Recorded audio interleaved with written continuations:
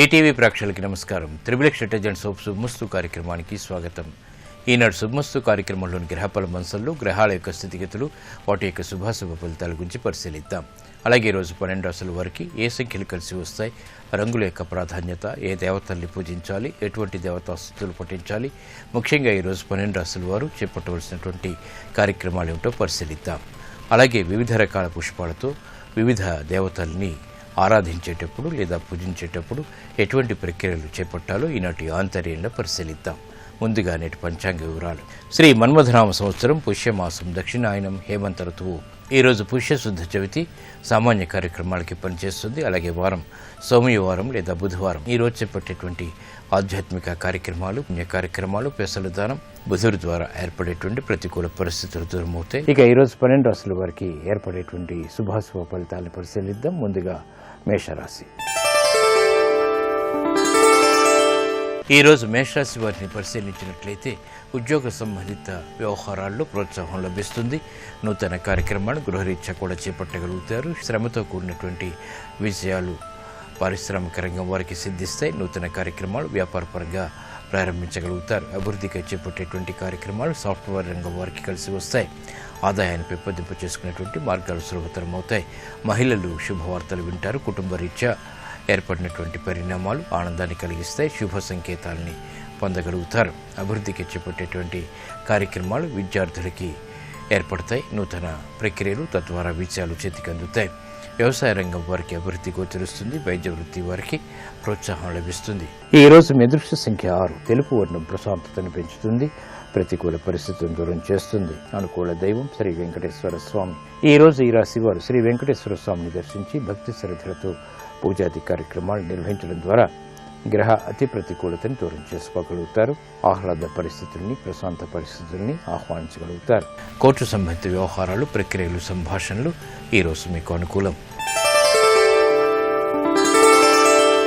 ఈరోజు వృషభ రాశి వారిని పరిశీలించినట్లయితే విద్యా సంబంధిత వ్యవహారాల్లో విజయాలు సాధించగలుగుతారు. వ్యాపార రంగం వారు అనువైనటువంటి కార్యక్రమాలు నిర్వహించినప్పటికీ ఆశించినటువంటి ప్రయోజనాలు వెంటనే పొందలేకపోతారు. పారిశ్రామిక రంగం వారికి అభివృద్ధి గోచరిస్తుంది. ఆదాయాన్ని వెంటనే పెంపొందింప చేసుకోలేకపోతారు. సినీ రంగం వారికి చేపట్టేటువంటి కార్యక్రమాలు మొదట ప్రోత్సాహాన్ని కలిగిస్తాయి. ఆర్థిక వ్యవహారాల్లో జాగ్రత్తలు వహించాలి. మహిళలు ఆరోగ్య విషయంలో ఖర్చులు పెరుగుతాయి. చేపట్టేటువంటి కార్యక్రమాలపై ఏర్పడినటువంటి ప్రతికూలత ప్రబలమవుతుంది. విద్యార్థులు గట్టి శ్రమతో మాత్రమే విజయాలు సాధించగలుగుతారు.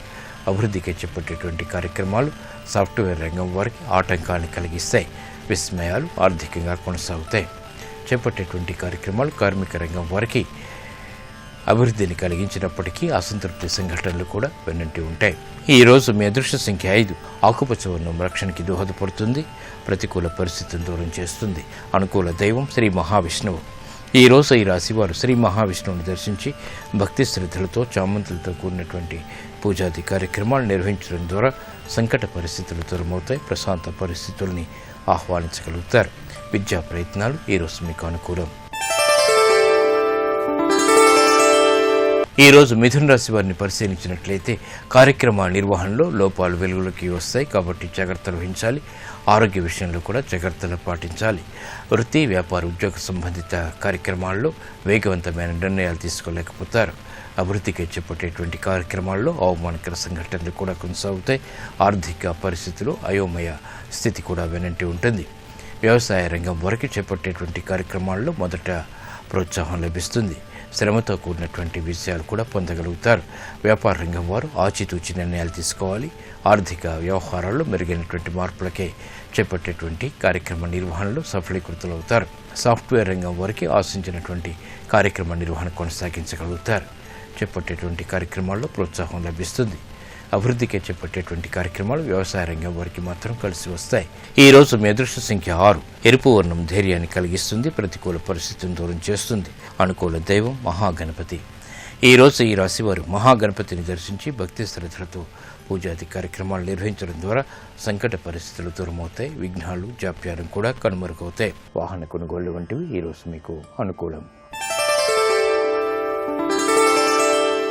ఈ రోజు కర్కాటక రాశి వారిని పరిశీలించినట్లయితే శుభ పరిణామాలు గృహంలో చోటు చేసుకుంటే శుభవార్తలు వింటారు. చేపట్టేటువంటి కార్యక్రమాలు వృత్తిపరంగా ప్రోత్సాహాన్ని కలిగిస్తాయి. నూతన కార్యక్రమాలను వేగవంతంగా ప్రారంభించగలుగుతారు. నూతన వస్తు కొనుగోళ్లు వంటివి ఆనందాన్ని కలిగిస్తాయి. పారిశ్రామిక రంగం వారికి చేపట్టేటువంటి కార్యక్రమాలు ప్రోత్సాహం లభిస్తుంది. చేపట్టేటువంటి కార్యక్రమాలు ప్రోత్సాహాన్ని కలిగిస్తాయి. శ్రమతో కూడినటువంటి విజయాలు కూడా వెన్నంటి ఉంటాయి. కార్మిక రంగం వారికి చేపట్టేటువంటి కార్యక్రమాల్లో మొదట ప్రతికూలత, తర్వాత అనుకూలత ఏర్పడతాయి. సినీ రంగం వారికి అరుదైనటువంటి అవకాశాలు లభిస్తాయి. చేపట్టేటువంటి కార్యక్రమాల్లో ప్రోత్సాహం ఉంటుంది. ఆదాయాన్ని పెంపొందింప చేసుకునేటువంటి మార్గాలు సులభతరమవుతాయి. స్నేహితుల ద్వారా లబ్ధి లభిస్తుంది. వ్యాపార రంగం వారికి అనువైనటువంటి మార్పులు వ్యాపార పరంగా కొనసాగుతాయి. ఆకస్మిక అనుకూల మార్పులు ఆర్థికంగా ఆనందాన్ని కలిగిస్తాయి. స్త్రీలు శుభవార్తలు వింటారు. ఈ రోజు మీ అదృష్ట సంఖ్య 3. పసుపు వర్ణం త్వరితగతిని శుభాన్ని కలిగిస్తుంది. అనుకూల దైవం శ్రీ మహావిష్ణువు. ఈ రోజు ఈ రాశి వారు శ్రీ మహావిష్ణువుని దర్శించి భక్తి శ్రద్ధలతో చామంతులతో కూడినటువంటి పూజాది కార్యక్రమాలు నిర్వహించడం ద్వారా విష్ణు సహస్రనామాన్ని పఠించడం లేదా వినటం ద్వారా ఆశించినటువంటి ప్రయోజనాలు దగ్గరవుతాయి. ప్రశాంతత పెరుగుతుంది. ఆరోగ్య పరీక్షలు ఈ రోజు మీకు మేలును కలిగిస్తాయి. ఈ రోజు సింహరాశి వారిని పరిశీలించినట్లయితే శ్రమతో కూడినటువంటి విజయాలు కూడా వెన్నంటి ఉంటాయి. కార్మిక రంగం వారికి చేపట్టేటువంటి కార్యక్రమాల్లో మొదట ప్రతికూలత, తర్వాత అనుకూలత ఏర్పడతాయి. ఆదాయాన్ని పెంపొందింప చేసుకునేటువంటి మార్గాలు సులభతరమవుతాయి. స్నేహితుల ద్వారా లబ్ధి లభిస్తుంది. వ్యాపార రంగం వారికి అనువైనటువంటి మార్పులు వ్యాపార పరంగా కొనసాగుతాయి. ఆకస్మిక అనుకూల మార్పులు ఆర్థికంగా ఆనందాన్ని కలిగిస్తాయి. స్త్రీలు శుభవార్తలు వింటారు. చేపట్టేటువంటి కార్యక్రమాలు ప్రోత్సాహాన్ని కలిగిస్తాయి. సినీ రంగం వారికి అరుదైనటువంటి అవకాశాలు లభిస్తాయి. చేపట్టేటువంటి కార్యక్రమాల్లో ప్రోత్సాహం ఉంటుంది. ఈ రోజు మీ అదృష్ట సంఖ్య 2. తెలుపు వర్ణం ప్రశాంతతను పెంచుతుంది. అనుకూల దైవం శ్రీ మహాలక్ష్మి. ఈ రోజు ఈ రాశి వారు శ్రీ మహాలక్ష్మి అమ్మవారిని దర్శించి భక్తి శ్రద్ధలతో చామంతులతో కూడినటువంటి పూజాది కార్యక్రమాలు నిర్వహించడం ద్వారా ఆర్థిక వ్యవహారాల్లో వేగవంతమైన అనుకూల మార్పులు చేకూరుతాయి. ఆనందాన్ని కలిగిస్తాయి. ఆర్థిక ప్రయత్నాలు ఈరోజు మీకు లాభదాయకం. ఈ రోజు కన్యారాశి వారిని పరిశీలించినట్లయితే ఆలోచన సంపత్తి పెరుగుతుంది. చేపట్టేటువంటి కార్యక్రమాలపై పట్టు బిగించగలుగుతారు. వ్యాపార వాణిజ్య సంబంధిత లావాదేవీల్లో ఆశించినటువంటి ప్రయోజనాన్ని పొందగలుగుతారు. విద్యా సంబంధిత వ్యవహారాల్లో అభివృద్ధి గోచరిస్తుంది. నూతన కార్యక్రమాలు గృహరీత్యా కూడా చేపట్టగలుగుతారు. పారిశ్రామిక రంగం వారికి అభివృద్ధి గోచరిస్తుంది. నూతన కార్యక్రమాలను చకచక ప్రారంభించగలుగుతారు. ఆదాయాన్ని పెంపొందింప చేసుకునేటువంటి మార్గాలు సులభతరమవుతాయి. నూతన కార్యక్రమాలకు శ్రీకారం చుట్టగలుగుతారు. గృహ విషయాలు స్త్రీలకు ఆనందాన్ని కలిగిస్తాయి. ఆరోగ్య రక్షణ కలిగి ఉంటారు. చేపట్టేటువంటి కార్యక్రమాల్లో ప్రోత్సాహం లభిస్తుంది. నూతన వస్తు కొనుగోలు వంటివి ఆనందాన్ని కలిగిస్తాయి. విద్యార్థులు సునాయాస విజయాన్ని సాధించగలుగుతారు. ఈ రోజు మీ అదృష్ట సంఖ్య 9. ఎరుపు వర్ణం ధైర్యాన్ని కలిగిస్తుంది. చేపట్టేటువంటి కార్యక్రమాల్లో ప్రోత్సాహాన్ని పెంపొందింప చేసుకోగలుగుతారు. అనుకూల దైవం సుబ్రహ్మణ్య స్వామి. ఈ రోజు ఈ రాశివారు సుబ్రహ్మణ్య స్వామిని దర్శించి భక్తి శ్రద్ధలతో పూజాది కార్యక్రమాలు నిర్వహించడం ద్వారా ఆర్థిక విజయాలు వేగవంతమవుతాయి. ఆలోచన సంపత్తి పెరుగుతుంది. ఉద్యోగ ప్రయత్నాలు ఈరోజు మీకు అనుకూలం. ఈ రోజు తులారాశి వారిని పరిశీలించినట్లయితే ఆరోగ్య విషయంలో జాగ్రత్తలు పాటించాలి. చిరు సమస్యలు మిత్రుల ద్వారా ఏర్పడతాయి. విభేదాలు తలెత్తేటువంటి సంఘటనలు భాగస్వాముల ద్వారా ఉన్నప్పటికీ తిరిగి సద్దుమణుగుతాయి. కార్యక్రమ నిర్వహణలో నైపుణ్యాన్ని ప్రదర్శించగలుగుతారు. విద్యా సంబంధిత విజయాలు చేతికందుతాయి. ఆరోగ్యకరమైనటువంటి వాతావరణం గృహరీత్యా కొనసాగుతుంది. పారిశ్రామిక రంగం వారికి అనువైనటువంటి మార్పులు ఆర్థికంగా చేకూరుతాయి. ఆనందాన్ని కలిగిస్తాయి. శ్రమతో కూడినటువంటి విజయాన్ని పొందగలుగుతారు. వ్యాపార రంగం వారికి ఆర్థిక వ్యవహారాల్లో మెరుగైనటువంటి సంఘటనలు చోటు చేసుకుంటాయి. ఆత్మవిశ్వాసాన్ని పెంపొందింపచేస్తాయి. విద్యార్థులు ఆశించినటువంటి ప్రయోజనాలు పొందగలుగుతారు. నూతన ఉత్సాహం పెరుగుతుంది. విదేశీ సంబంధిత ప్రయత్నాల్లో సఫలీకృతులవుతారు. అభివృద్ధికి చేపట్టేటువంటి కార్యక్రమాలు సాఫ్ట్వేర్ రంగం వారికి కలిసి వస్తాయి. ఈ రోజు మీ అదృష్ట సంఖ్య 6. తెలుపు వర్ణం ప్రశాంతతను పెంచుతుంది. ప్రతికూల పరిస్థితులను దూరం చేస్తుంది. అనుకూల దైవం ఆంజనేయ స్వామి. ఈ రోజు ఈ రాశి వారు ఆంజనేయ స్వామిని దర్శించి భక్తి శ్రద్ధలతో ఎర్రటి పుష్పాలతో కూడినటువంటి పూజాది కార్యక్రమాలు నిర్వహించడం ద్వారా మానసిక ధైర్యం పెరుగుతుంది. ఏలినాటి శని ద్వారా ఏర్పడేటువంటి ఆటంకాలు కనుమరుగవుతాయి. విదేశీ ప్రయత్నాలు, సంభాషణలు, లావాదేవీలు ఈరోజు మీకు ఉపకరిస్తాయి. ఈ రోజు వృశ్చిక రాశి వారిని పరిశీలించినట్లయితే కార్యక్రమాలను సక్రమంగా నిర్వహించగలుగుతారు. బాధ్యతలు పెరిగినప్పటికీ విజయాలు కూడా వెనంటి ఉంటాయి. నూతన కార్యక్రమాలు వ్యాపారపరంగా కలిసి వస్తాయి. గృహ సంబంధిత కార్యక్రమాల్లో ప్రశాంత పరిస్థితులు ఎదురవుతాయి. వినోదాల్లో పాల్గొంటారు. అభివృద్ధిగా చేపట్టేటువంటి కార్యక్రమాలు కూడా ఆదాయాన్ని పెంపొందింపచేస్తాయి. పారిశ్రామిక రంగం వారికి చేపట్టేటువంటి కార్యక్రమాల్లో ఆశించినటువంటి విజయాలు దగ్గరవుతాయి. అభివృద్ధి గోచరిస్తుంది. ఆదాయం పెరుగుతుంది. వ్యాపార రంగం వారికి నూతన వ్యాపార ప్రణాళికలు అమలు చేయగలుగుతారు. వ్యాపార విస్తరణ వంటివి కూడా ఆదాయాన్ని పెంపొందింపచేస్తాయి. సినీ రంగం వారికి అవకాశాలు మెండుగా లభిస్తాయి. శ్రమతో కూడినటువంటి విజయాన్ని పొందగలుగుతారు. అభివృద్ధికి చేపట్టేటువంటి కార్యక్రమాలు సాఫ్ట్వేర్ రంగం వారికి ఆత్మవిశ్వాసాన్ని పెంపొందింపచేస్తాయి. ఈ రోజు మీ అదృష్ట సంఖ్య 5. ఆకుపచ్చ వర్ణం రక్షణకి దోహదపడుతుంది. ప్రతికూల పరిస్థితులను దూరం చేస్తుంది. అనుకూల దైవం ఈశ్వరుడు. ఈ రోజు ఈ రాశి వారు శివాలయాన్ని దర్శించి ఈశ్వరుడికి అభిషేకాది కార్యక్రమాలు, బిల్వపత్రితో కూడినటువంటి పూజాది కార్యక్రమాలు నిర్వహించడం ద్వారా మానసిక ధైర్యం పెరుగుతుంది. గ్రహాది ప్రతికూలతని దూరం చేసుకోగలుగుతారు. వ్యాపార నిర్ణయాలు ఈరోజు మీకు అనుకూలం. ఈరోజు ధనుసు రాశి వారిని పరిశీలించినట్లయితే రాజకీయ లబ్ధికే చేపట్టేటువంటి కార్యక్రమాలు కలిసి వస్తాయి. వ్యాపార రంగం వారికి ప్రోత్సాహం లభిస్తుంది. నూతన ఉత్సాహాన్ని పెంపొందింపచేసుకోగలుగుతారు.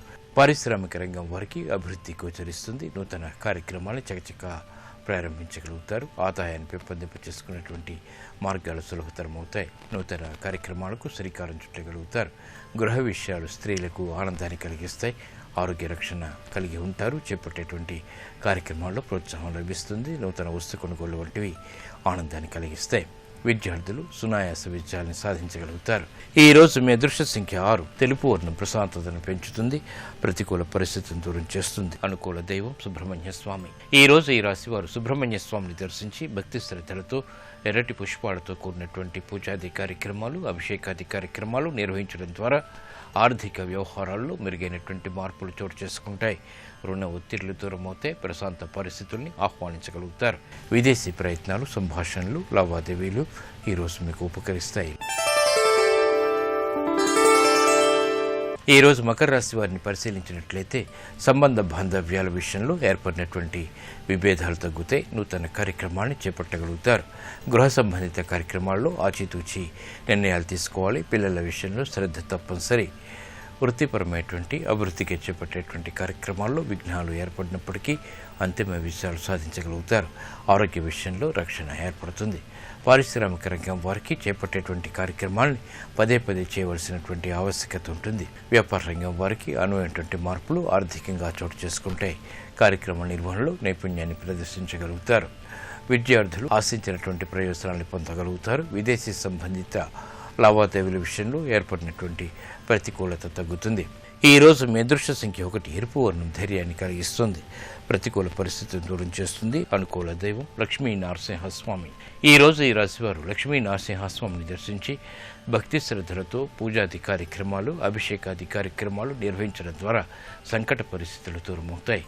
ప్రతిబంధకాల్ని ధైర్యంతో ఎదుర్కోగలుగుతారు. వ్యాపార నిర్ణయాలు ఈరోజు మీకు అనుకూలం. ఈ రోజు కుంభరాశి వారిని పరిశీలించినట్లయితే శుభ పరిణామాలు గృహంలో చోటు చేసుకుంటే శుభవార్తలు వింటారు. చేపట్టేటువంటి కార్యక్రమాలు వృత్తిపరంగా ప్రోత్సాహాన్ని కలిగిస్తాయి. నూతన కార్యక్రమాలను వేగవంతంగా ప్రారంభించగలుగుతారు. నూతన వస్తు కొనుగోళ్లు వంటివి ఆనందాన్ని కలిగిస్తాయి. పారిశ్రామిక రంగం వారికి చేపట్టేటువంటి కార్యక్రమాల్లో ప్రోత్సాహం లభిస్తుంది. ఆదాయాన్ని పెంపొందింప చేసుకునేటువంటి మార్గాలు సులభతరమవుతాయి. స్నేహితుల ద్వారా లబ్ధి లభిస్తుంది. వ్యాపార రంగం వారికి అనువైనటువంటి మార్పులు వ్యాపారపరంగా కొనసాగుతాయి. ఆకస్మిక అనుకూల మార్పులు ఆర్థికంగా ఆనందాన్ని కలిగిస్తాయి. స్త్రీలు శుభవార్తలు వింటారు. చేపట్టేటువంటి కార్యక్రమాలు ప్రోత్సాహాన్ని కలిగిస్తాయి. శ్రమతో కూడినటువంటి విజయాలు కూడా వెన్నంటి ఉంటాయి. కార్మిక రంగం వారికి చేపట్టేటువంటి కార్యక్రమాల్లో మొదట ప్రతికూలత, తర్వాత అనుకూలత ఏర్పడతాయి. సినీ రంగం వారికి అరుదైనటువంటి అవకాశాలు లభిస్తాయి. చేపట్టేటువంటి కార్యక్రమాల్లో ప్రోత్సాహం ఉంటుంది. ఈ రోజు మీ అదృష్ట సంఖ్య 1. ఎరుపు వర్ణం ధైర్యాన్ని కలిగిస్తుంది. ప్రతికూల పరిస్థితిని దూరం చేస్తుంది. అనుకూల దైవం లక్ష్మీ నరసింహస్వామి. ఈ రోజు ఈ రాశివారు లక్ష్మీ నరసింహస్వామిని దర్శించి భక్తి శ్రద్ధలతో పూజాది కార్యక్రమాలు నిర్వహించడం ద్వారా సంకట పరిస్థితులు దూరమవుతాయి. అనువైనటువంటి మార్పులు ఆర్థికంగా ఆనందాన్ని కలిగిస్తాయి. నూతన స్నేహాలు ఈ రోజు మీకు లాభిస్తాయి. ఈ రోజు మీనరాశి వారిని పరిశీలించినట్లయితే ఆర్థిక వ్యవహారాల్లో మెరుగైనటువంటి మార్పులు చోటు చేసుకుంటాయి. క్రమశిక్షణతో కూడినటువంటి కార్యక్రమ నిర్వహణ వ్యాపారపరంగా కొనసాగించగలుగుతారు. సాంకేతిక వ్యవహారాల్లో ఏర్పడినటువంటి ఇబ్బందుల్ని అధిగమించగలుగుతారు. గృహ విషయాల్లో ఏర్పడినటువంటి ప్రతికూలత తగ్గుతుంది. ఆరోగ్య విషయంలో ఖర్చులు పెరుగుతాయి. పారిశ్రామిక రంగం వారికి చేపట్టేటువంటి కార్యక్రమాల్లో ఆశించినటువంటి ప్రయోజనాల్ని ఆలస్యంగా పొందగలుగుతారు. వ్యాపార రంగం వారికి ఆర్థిక వ్యవహారాల్లో ఆచితూచి తీసుకున్నటువంటి నిర్ణయాల ద్వారా విజయాల్ని ఆలస్యంగానైనా పొందగలుగుతారు. సినీ రంగం వారికి అరుదైనటువంటి అవకాశాలు లభ్యమవుతాయి, ఆనందాన్ని కలిగిస్తాయి. వ్యవసాయ రంగం వారికి చేపట్టేటువంటి కార్యక్రమాల్లో ప్రోత్సాహం ఉంటుంది, శ్రమ కూడా అధికమవుతుంది. ఆరోగ్య విషయంలో జాగ్రత్తలు పాటించాలి. ఈ రోజు మీ అదృష్ట సంఖ్య 5, ఆకుపచ్చ వర్ణం రక్షణకి దోహదపడుతుంది, ప్రతికూల పరిస్థితులను దూరం చేస్తుంది. అనుకూల దైవం మహాగణపతి. ఈ రోజు ఈ రాశి వారు మహాగణపతిని దర్శించి భక్తి శ్రద్ధలతో చమంతులతో కూడినటువంటి పూజాది కార్యక్రమాలు నిర్వహించడం ద్వారా విఘ్నాలు కనుమరుగవుతాయి. చేపట్టేటువంటి కార్యక్రమాల్లో ప్రోత్సాహం లభిస్తుంది. విద్యా ప్రయత్నాలు ఈ రోజు మీకు అనుకూలం.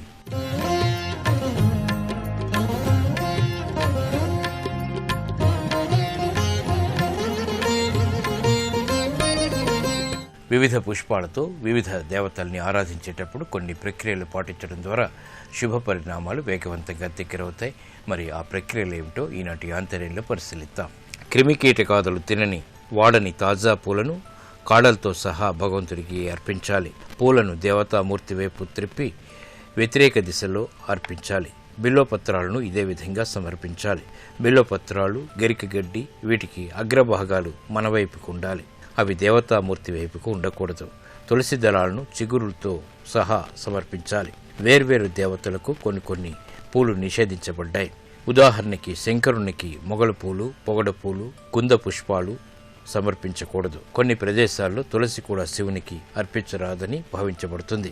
గణపతికి తులసి సమర్పించరాదు, కానీ వినాయక చవితి పర్వదినాన మాత్రం తెలుపు రంగు తులసిని విఘ్ననాయుడికి తప్పకుండా సమర్పించాలి. దుర్గాదేవికి గరికగడ్డిని అర్పించరాదు, అయితే చండీ హోమానికి గరికగడ్డి ఆవశ్యకత ఉంటుంది. విష్ణుమూర్తిని పూజించడానికి బిల్వపత్రిని ఉపయోగించరాదు.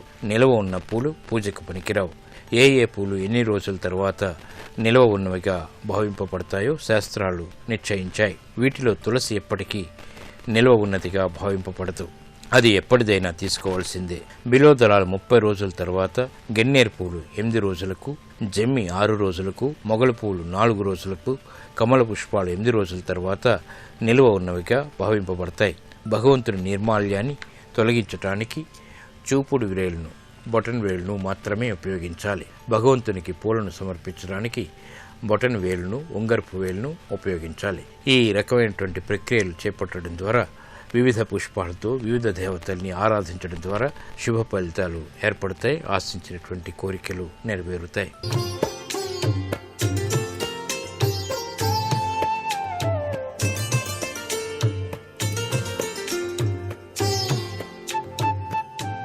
XXX డిటర్జెంట్ సోప్ శుభమస్తు కార్యక్రమంలో గృహబలం అంశానికి స్వాగతం.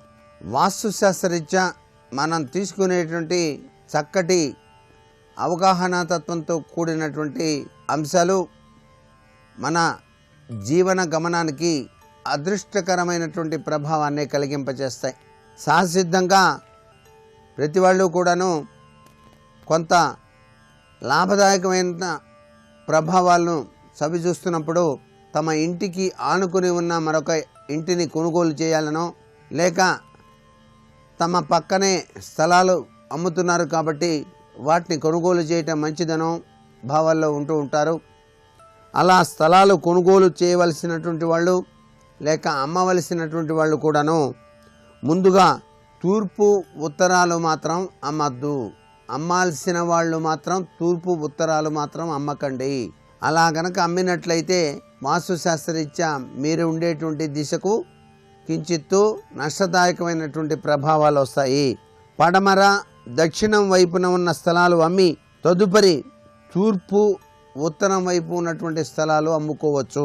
ఎప్పుడైనా సరే శివాలయానికి ఎదురుగాను, వైష్ణవ ఆలయానికి వెనుక భాగాను ఇరువైపులా ఉన్న స్థలాలు గృహ నిర్మాణానికి పనికిరావు అనేటువంటి విషయాన్ని కూడా గుర్తుపెట్టుకోవాలి.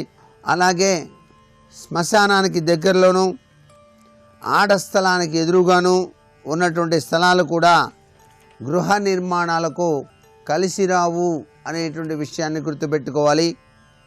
సింహద్వారానికి ఎదురుగా గేటు ఉండటం అనేటువంటి విషయం చాలా మంచిదిగా గ్రహించండి. నడకకు ఈశాన్యంలో చిన్న గేటు పెట్టుకోవడంలో తప్పు ఏమాత్రం లేదు. ఇంటి ద్వారాలన్నింటిలోనూ సింహద్వారమే పెద్దదిగా ఉండటం అనేటువంటిది వాస్తుశాస్త్రరీత్యా చాలా మంచిది. ఇంటి బయట సింహద్వారం పైన లక్ష్మీదేవి పటం కానీ బొమ్మ కానీ ఉండకూడదు. సంజీవిని పర్వతం ఎత్తినటువంటి ఆంజనేయ స్వామి వారి యొక్క పటం ఉంచుకోవచ్చు, తప్పులేదు. తూర్పు ఇల్లు పడమర ద్వారం పెట్టి ముఖం తూర్పుగా పెట్టి లోనికి ప్రవేశించినది తూర్పు ఇల్లుగా చెప్పడం జరుగుతుంది. కాబట్టి గృహ ఈశాన్యంలో వాహనాలు మాత్రం నిలపకండి.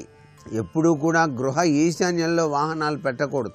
పడమర దక్షిణ దిశల్లో ఉండే విధంగా కానీ తక్కిన ఉత్తర భాగంలో కానీ వాహనాల్ని నిలపవచ్చు.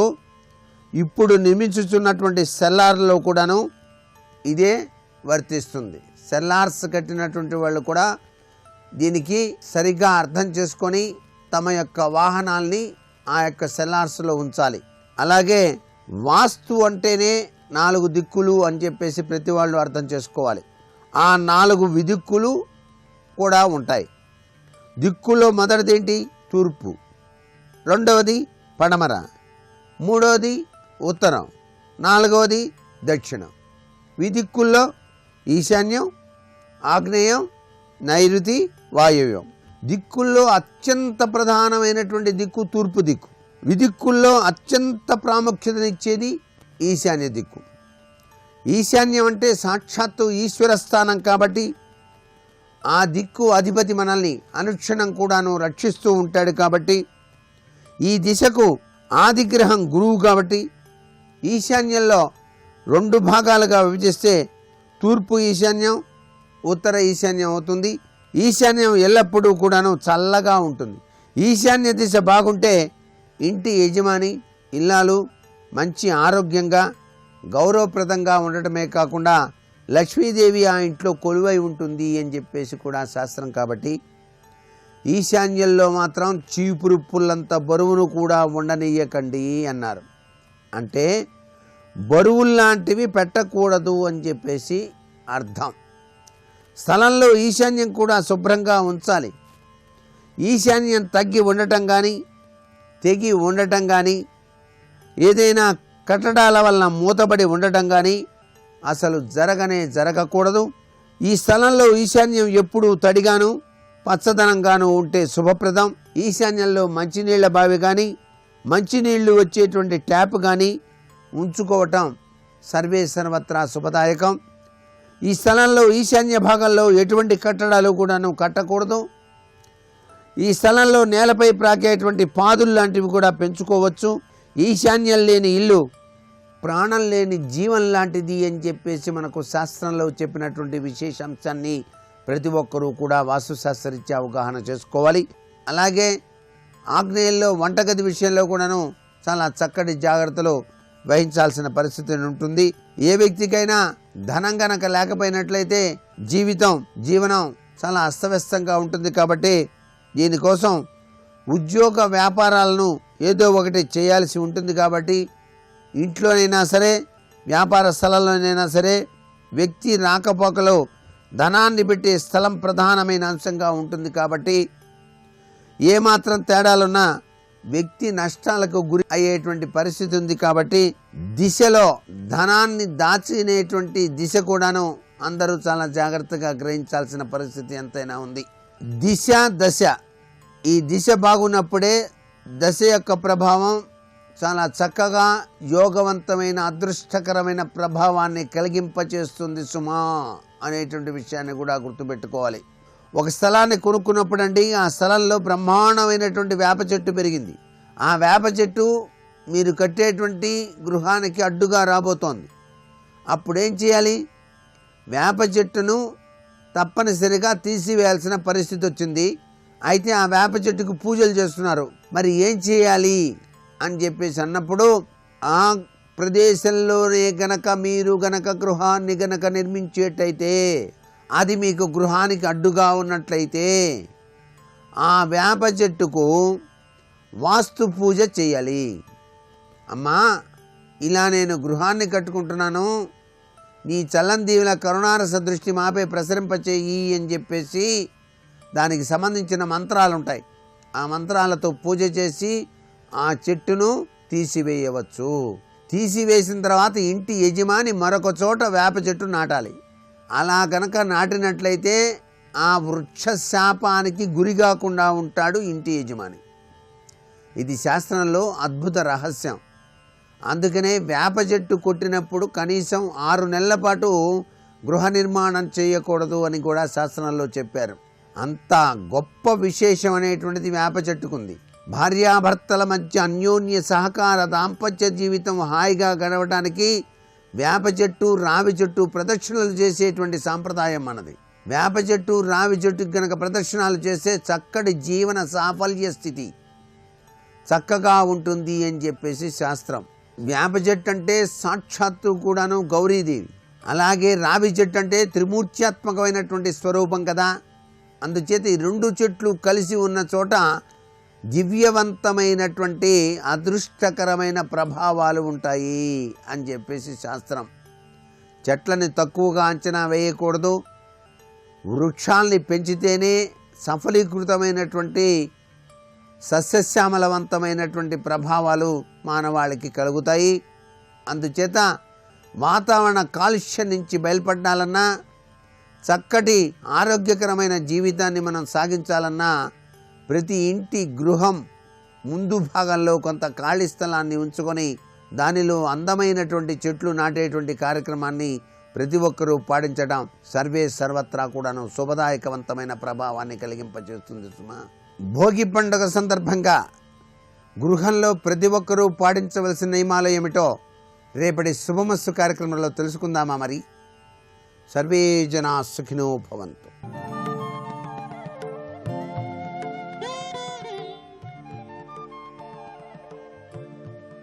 సుబ్రహ్మణ్యం సుబ్రహ్మణ్యం హర హర శివ శివ సుబ్రహ్మణ్యం సుబ్రహ్మణ్యం సుబ్రహ్మణ్యం శివ శివ హర హర సుబ్రహ్మణ్యం సుబ్రహ్మణ్యం సుబ్రహ్మణ్యం హర హర శివ శివ సుబ్రహ్మణ్యం సుబ్రహ్మణ్యం సుబ్రహ్మణ్యం శివ శివ హర హర సుబ్రహ్మణ్యం. అసంబద్ధమైన ఆలోచనలు మనసులో రాకుండా ఉండాలి అంటే, మనసులలో మంచితనం నిలబడాలి అంటే సుబ్రహ్మణ్య ఆరాధనము జరగాలి. సుబ్రహ్మణ్య ఆరాధనమునందు 2 లక్షణములు ఉంటాయి. కుజుడి యొక్క ఉగ్రస్వరూపాన్ని తొలగిస్తాడు. కుజుని యొక్క బాధలుండవు. అందుకే లక్ష్మీ సంపన్నత విపరీతంగా కలుగుతుంది సుబ్రహ్మణ్యారాధన జరిగితే. ఎక్కడ సుబ్రహ్మణ్యారాధన ఉన్నదో అక్కడ బాహ్యమునందు అభివృద్ధి ఉంటుంది, ఆంతరమునందు అభివృద్ధి ఉంటుంది. ఎందుకని? ఆయన దేవసేనని కాపాడతాడు. లోపల ఏ మంచి ప్రవృత్తులున్నాయో ఆ ఆలోచనల్ని కాపాడతాడు.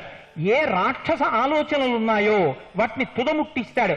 కలియుగంలో సుబ్రహ్మణ్యారాధన అత్యంత అవసరము. ఎందుచేతనో తెలుసా? మిగిలిన యుగాలన్నింటిలో రాక్షసుల యొక్క ఉపాధి వేరు. వాళ్ళకి వేరే ఉపాధి ఉంది కాబట్టి చూడగానే రాక్షసుడు అని గుర్తుపట్టచ్చు. ఓ కుక్క దానికో ఉపాధి ఉంటుంది, పిల్లి దానికో ఉపాధి ఉంటుంది, రాక్షసుడు ఉపాధి ఉండదు. కాబట్టి ఇప్పుడు రాక్షసుడు ఎక్కడున్నాడు పట్టుకోలేరు మీరు. రాక్షసుడు ఎక్కడుంటాడు? మనుష్యుల యొక్క మనస్సుల యందు ఉండమని బ్రహ్మగారి యొక్క నిర్ణయం. కలియుగంలో రాక్షసుడు మనుష్యుల మనస్సుల యందు ఉంటాడు కాబట్టి వాడు ఎప్పుడు బయటికి వస్తాడో, ఏ కారణాలకి ప్రకోపం చెందుతాడో, ఎంత అఘాయిత్యాన్ని చేస్తాడో ఎవ్వరూ కనిపెట్టలేరు. అందుచేతనే మనుష్యుల్ని చంపి ధర్మాన్ని నిలబెట్టడం కుదరదు. మనుష్యుల మనస్సుల యందున్నటువంటి కలిపురుషుణ్ణి నిగ్రహించాలి. కలిపురుషుణ్ణి నిగ్రహించాలి అంటే సాత్వికమైనటువంటి భావనలు వృద్ధిలోకి రావాలి. సాత్వికమైన భావనలు వృద్ధిలోకి రావాలంటే సాత్వికమైన విషయములను ప్రబోధం చేయడం అనేటటువంటిది లోకంలో పెరగాలి.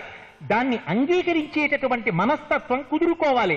ఇది కుదురుకోవాలంటే లోపల ఈ భావాల్ని నిలబెట్టగలిగినటువంటి నాయకుడికి ఆరాధన జరగాలి.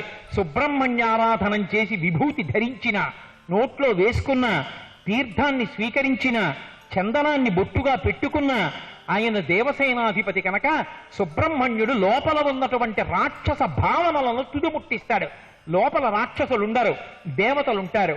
అందరూ కూడా సాత్వికమైనటువంటి భావనలతో ఉంటారు.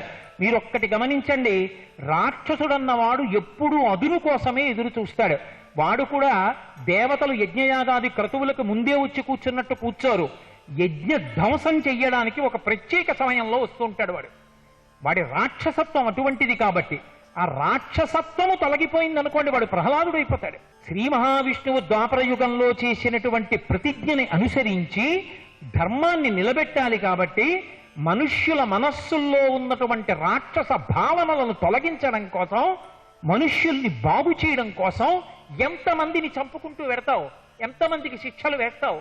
మనసులు మారాయనుకోండి, అది చాలా తేలిక. ఎంతమందిని నియంత్రించగలరు మీరు? ఎంత జనాభా ఉందో అంత జనాభాకి ఒక్కొక్క మనిషికి ఒక్కొక్క రక్షక భటుణ్ణి పెట్టగలరా? సాధ్యం కాదు. మనుష్యుల మనసులు మారాయనుకోండి, ఎక్కడ ఏ విధమైనటువంటి బెంగ ఉండదు. ప్రశాంతంగా వసుధైవ కుటుంబకం, అందరం ఒక్కటే అన్న భావనతో సంతోషంగా బ్రతకగలం. అందుకే ఈ జాతి యందు ఉండేటటువంటి లక్షణం ఏమిటంటే సర్వే జనాః సుఖినో భవంతు, అందరూ బాగుండాలి. 108 నామాలతో పూజ చేస్తాం. ఎందుకని? 27 నక్షత్రాల్లో ఒక్కొక్క నక్షత్రానికి 4 పాదాలు. 27 × 4 108 పాదాల్లో సమస్తమైన భూతకోటి పుట్టింది. ఈ భూతకోటి అంతటికీ కూడా సత్వగుణము అలవడుగాక, రాక్షస గుణములు నశించుగాక, మంచి భావనలు ఏర్పడుగాక, భగవద్భక్తి కుదురుకొనుగాక, ఆ భక్తి చేత పరవశుడైన ఈశ్వరుని అనుగ్రహము చేత వారి జీవితములు సుసంపన్నములగుగాక. ఈ భావనతో 108 నామాలతో పూజ. ఆ పూజ జరిపి అందరి యందు సాత్వికమైనటువంటి భావనలు, భక్తి భావనలు నిలబడాలి అంటే వాడవాడల ఊరూరా సుబ్రహ్మణ్యారాధన జరిగి తీరవలసినదే. అందుకే షష్ఠి 6 ముఖాలతో ఉంటాడు. షష్ఠి నాడు పుడతాడు, 6 నశింపజేస్తాడు. శరవణ భవ 6 అక్షరాలతో ఉన్నటువంటి మంత్రము తనదైనదై ఉంటాడు. 6 6 శత్రువుల్ని పడగొడతాడు.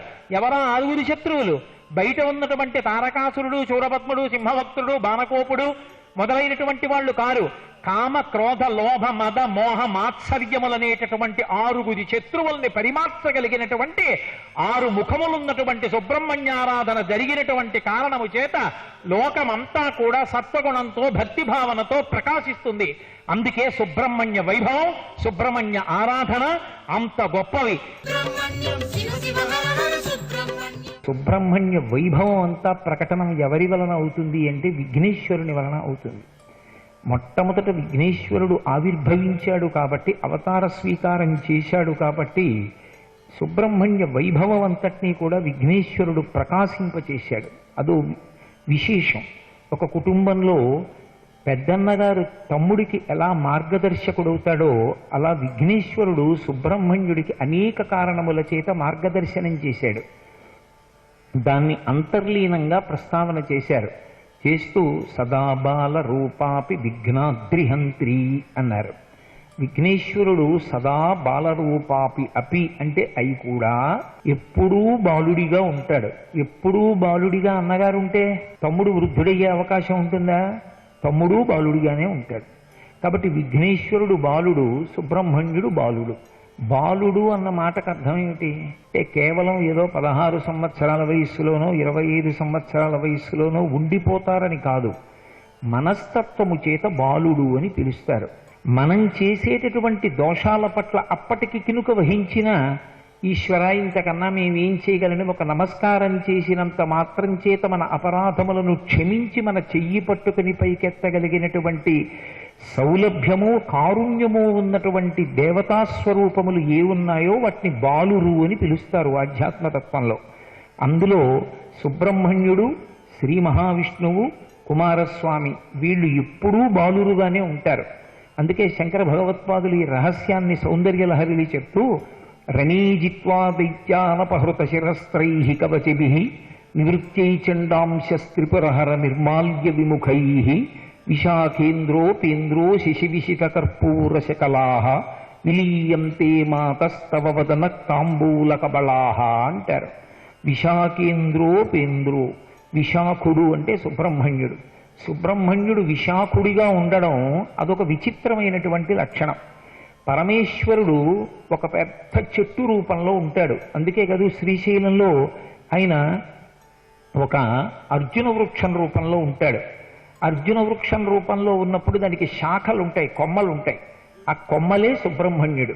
దాన్ని అల్లుకున్న మల్లెతీగా అమ్మవారు.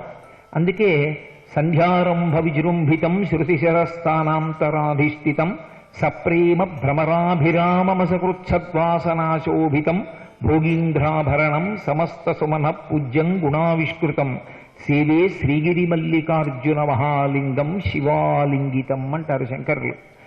మల్లెతీగ అమ్మవారైతే మద్ది చెట్టు పరమశివుడు. ఆ మద్ది చెట్టుకున్నటువంటి శాఖలు సుబ్రహ్మణ్యుడు.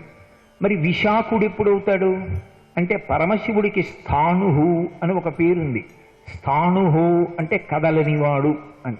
ఏదో దొంగ తెచ్చి అక్కడ పడేశాను అనుకోండి, అది కదలదు. కదలదు కాబట్టి దాన్ని స్థాణుహు అంటారు. అలా వెళ్ళిపోతుంటే ఎవరైనా అడ్డంగా కూర్చుని లేవలేదనుకోండి, ఏమి స్థాణువులు అలా కూర్చున్నావు కదలవా అంటారు. పరమశివుడు స్థాణువు అంటే కదలనివాడు అని. ఏమిటి కదలకపోవడం జడత్వమా? మరి ఆయన కదలకుండా ఉండడం ఏమిటి అంటే కదలనివాడు కాడు, కదలడానికి చోటు లేనివాడు. అంటే అంతటా వ్యాపించినవాడు అని అన్వయం చెయ్యాలి తప్ప జడుడు అందుకుని కదలడు అని అర్థం చెప్పకూడదు దానికి. అంతటా నిండిపోయి ఇక కదలడానికి ఆయనకి చోటు లేదు. మహానుభావుడు దుర్జటి కాళహస్తీశ్వర మహాత్యం చేస్తూ ఉదయగ్రావము పానవట్టము అభిషేకో తత్ప్రవాహంబు వాద్ధి దరిద్రంతము ధూపధూమము జలద్వీప ప్రభారాశి కౌముది తారానివహంబులద్భుత సుమంబులుగా తమోదూత సఖ్యదమై సీత గభస్తి బింబ శివలింగం బొప్పే ప్రాచీదిశన్ అంటాడు. ఈ సమస్త బ్రహ్మాండము కలిపి ఒక శివలింగ స్వరూపం. ఆపాతాళన భస్తలంత భువన బ్రహ్మాండమా విస్ఫుర జ్యోతిస్ఫాటికలింగమౌలి విలసత్పూర్ణిందు అంతామృతై అంటుంది యజుర్వేదం. పాతాళలోకం నుంచి ఆ పై వరకు కూడా ఒక శివలింగ స్వరూపమై బ్రహ్మాండాకృతిని పొంది శివ నిర్మాల్యం ఉత్తర దిక్కుకు పడిపోతుంది. దేవతలు చేసినటువంటి అభిషేక జలాలన్నీ ఉత్తర దిక్కున సముద్రాలై పడిపోయాయి. కాబట్టి అంతటా నిండిపోయినటువంటి పరమశివుడికి ఇక కదలడానికి చోటు ఉండదు. కదలడానికి చోటు లేక నిలబడిపోయిన వాడు స్థాణువైతే అప్పుడు ఇక ఆయనని మల్లెతీగ చుట్టుకునేటటువంటి అవకాశం ఉండదు. కాబట్టి ఆ మల్లెతీగ ఆ చెట్టు లోపలికి వెళ్ళిపోతుంది. మనం ప్రత్యేకించి ఆ అమ్మవారి దేవాలయం మూకాంబిక, ఉడిపి, ఆ క్షేత్రాలు గోకర్ణం అటువైపు నుంచి రహదారి మార్గంలో వస్తుంటే పెద్ద పెద్ద చెట్ల కల్లుకున్నటువంటి తీగలు చెట్టు యొక్క మానులోకి వెళ్ళిపోయి ఉంటాయి, కలిసిపోతాయి. అలా తీగ చెట్టు లోపలికి వెళ్ళిపోతుంది. అప్పుడు ఇక తీగ పైకి కనపడదు అల్లుకొని. అలా తీగ పైకి కనపడకుండా ఆకులు లేకుండా చెట్టులోకి వెళ్ళిపోతే అపర్ణ అంటారు. ఆకులు కనపడదు. అప్పుడు పార్వతీదేవి ఎక్కడ ఉంది అంటే చెట్టు లోపలికి తీగ వెళ్ళిపోయింది. విశాఖ కొమ్మలు లేకుండా ఉండిపోయిన ఎండిపోయిన చెట్టు రూపంలో ఉన్నాడే, అప్పుడు ఆ కొమ్మలు లేనితనమే సుబ్రహ్మణ్యం. అది విశాఖేంద్రోపేంద్రో శిశి విశిత కర్పూర చకలాహ. ఈ మాట శంకర భగవత్పాదులు సౌందర్యలహరిలో వాడారు. మహాభారతంలో నన్నయ్య గారు వాడాడు. విశాఖుడు, నైగమీషుడు అని 2 మాటలు వాడాడు సుబ్రహ్మణ్యుడికి. కాబట్టి విశాఖుడిగా ఉంటాడు ఆయన. ఈ విశాఖుడిగా ఉండగలిగినటువంటి సుబ్రహ్మణ్యుడు పరమ బాలుడు, కుమార అని పిలువబడతాడు. అందుకే కుమార అంటే కొడుకు. ఎప్పటికీ పెద్దవాడైపోయిన స్థానంలో ఉండడు, చిన్నపిల్లవాడి రూపంలో ఉంటాడు. ఈ చిన్నపిల్లవాడి రూపంలో ఉండడము అన్న మాటకు అర్థం ఆయన వయసు చేత చిన్నవాడు నిజమే. ఎందుచేత అంటే పెద్దవాడయ్యాడు, వృద్ధుడయ్యాడు అంటే కాలమునకు వశుడయ్యాడు. అసలు ఎప్పుడూ అలాగే ఉంటాడు, కాలాతీతుడు, కాలమునకు వశము కానివాడు, ఎప్పుడూ యవ్వనంలో ఉంటాడు. అందుకే అమ్మవారికి నిత్య యవ్వన మదశాలిని అని పేరు. ఎప్పుడూ యవ్వనంలో ఉంటుంది. అంటే ఆవిడ మీద కాలం పనిచేయదా? పని చేయదు. కాలము ఆవిడను ఆశ్రయించి ఉంటుంది, కాలమునకు ఆవిడ వశవర్తి కాదు. అందుకే కాలాతీతుడు, ఆయన ఎప్పుడూ ఉండేటటువంటి వాడు అని చెప్పడం కోసమే విశాఖతత్వంతో బాలుర యొక్క స్వభావంతో ఉంటాడు. భక్తుల పాలిట అపారమైనటువంటి కృపాస్వరూపి అయి ఉంటాడు. అందుకే మీరు ఎప్పుడైనా సుబ్రహ్మణ్య స్వామి వారికి సంబంధించినటువంటి లీలలను పరిశీలన చెయ్యండి. ఒకే ఒక్క నమస్కారమునకు వశుడైపోతాడు. ఒక్క నమస్కారమే. ఆయనకి పత్రి వెయ్యాలా, పువ్వు వెయ్యాలా, ఇవేం ఉండవు. ఒకే ఒక్క నమస్కారం త్రికరణ శుద్ధిగా చేస్తే చాలు సుబ్రహ్మణ్యుడికి. అసలు ఒకచో నమస్కారం కూడా అక్కర్లేదు. ఆర్తితో భక్తితో ఆయనని స్మరిస్తే చాలు, ఆదరిస్తాడు. ఆదరించడం ఒకెత్తైతే పరిపూర్ణమైన జ్ఞానిగా తన వలన కించిత్ దోషం జరిగింది అని అనిపించింది అనుకోండి, నిజంగా అది ఆయన వేరొకరి యొక్క గర్వాన్ని పరిహరించడానికి చేసినప్పటికీ తన వలన పొరపాటు జరిగింది అనుకుంటే ప్రాయశ్చిత్త కర్మకి సిద్ధపడతాడు. ఆయన ఎంత వైదిక నిష్ఠాగరిష్ఠుడు, ఆయన అంతటి మృదు హృదయము కలిగినటువంటి వాడు మనకి ఎక్కడా కనపడడం. మీరు దేవతాస్వరూపాలు చూడండి, సాధారణంగా దేవతాస్వరూపాలన్నీ కూడా ఏదో ఒక రూపంతో ఉంటాయి. ఒక రూపంతో ఉండడము అన్న మాటకు అర్థం సశక్తియుతమై ఉంటాయి. సనాతన ధర్మమునందు ఒక లక్షణం ఉంది, పక్కన శక్తి లేనటువంటి ఈశ్వరుణ్ణి ఆరాధన చెయ్యరు. ఆఖరికి రాముడైనా సరే ఒక్క రాముణ్ణి పెట్టి ఆరాధన చేయకూడదు. శ్రీ మహావిష్ణువుకి శ్రీదేవి భూదేవి అటు ఇటు ఉంటారు. దాని అర్థం ఏమిటంటే భూదేవి సమస్త ఐశ్వర్యమునకు కారణము ఆవిడే. శరీరములు నిలబడాలన్నా ఆవిడే కారణం. ఆహారం ఎక్కడి నుంచి రావాలి? భూమిలోంచి రావాలి. భోగం ఎక్కడి నుంచి రావాలి? భూమిలోంచి రావాలి. నేను ఒక కారులో వెళ్ళాలంటే ఆ కారు తయారు చేయడానికి కావలసినటువంటి లోహం, అది నడవడానికి కావలసిన ఇంధనం భూమిలోంచి వస్తాయి. ఓ ఇల్లు కట్టుకోవడానికి కావలసినటువంటి పదార్థములన్నీ భూమిలోంచి వస్తాయి. అందుకే ఆవిడికి శర్వాణి అని ఒక పేరు. ఆవిడ సమస్త సుఖములకు ఆమెయే ఆలవాలమై ఉంటుంది. భూమి పంటని ఇచ్చేస్తుంది, ఆవిడ లక్షణం అది. కానీ ఈ పంట నీకు లక్ష్మిగా మారాలా వద్దా? అది డబ్బుగా మారి అది నీవు జీర్ణం చేసుకోవడానికి, వండుకోవడానికి వీలుగా నీ ఇంటికి వచ్చి ధాన్యాగారం చేరాలా వద్దా అన్నప్పుడు తన కర్తవ్యాన్ని భూదేవి నెరవేరుస్తుంది. అది శ్రీదేవిగా మారేటప్పుడు లక్ష్మీదేవి స్వామి వంక చూస్తుంది. ఇంటికి వెళ్ళొచ్చా ఈ పంట అని ఒక్కసారి చూస్తుంది. ఆయన అక్కరలేదు. ఇది లోకమునందు భక్తి లోపించి ఉన్నది. ఎవరు ఈశ్వరుడి పట్ల కృతజ్ఞతాభావంతో లేరు. ఆయన ఇచ్చినది మనం అనుభవిస్తున్నాం అన్న కృతజ్ఞత లేదు. వాళ్ళకొక పాఠం చెప్పవలసిన అవసరం ఉంది. వాళ్ళు చేసుకున్న తప్పేమిటో వాళ్ళకి తెలియాలి అని ఇలా అన్నాడు అనుకోండి.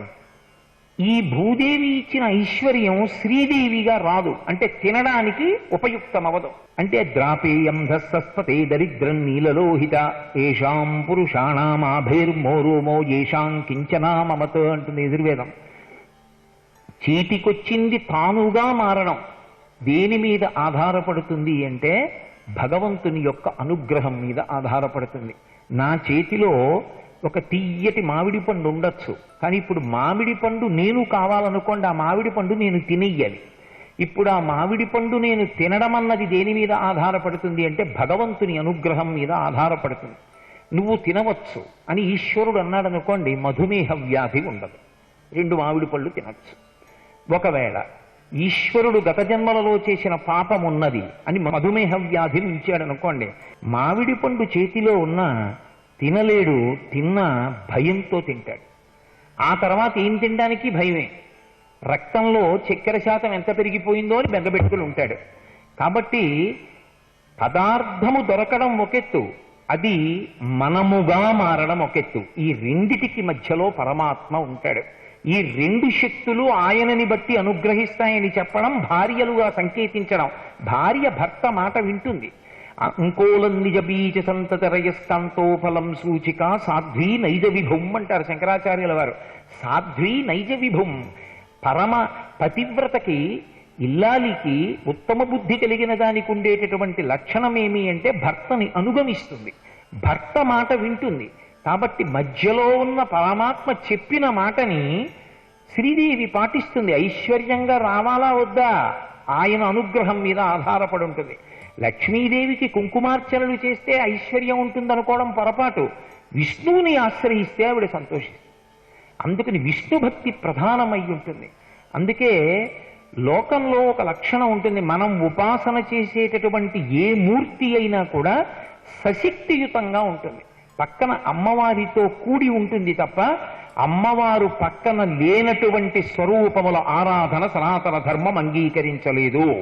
సింహాసనమునందు కూర్చోబెట్టి ఆరాధించడానికి అనర్హములు, అలా పూజ చేయడానికి వీల్లేదు, అది అవైదికం అంతే. సర్వం శ్రీ ఉమామహేశ్వర పరబ్రహ్మార్పణమస్తు. స్వస్తి.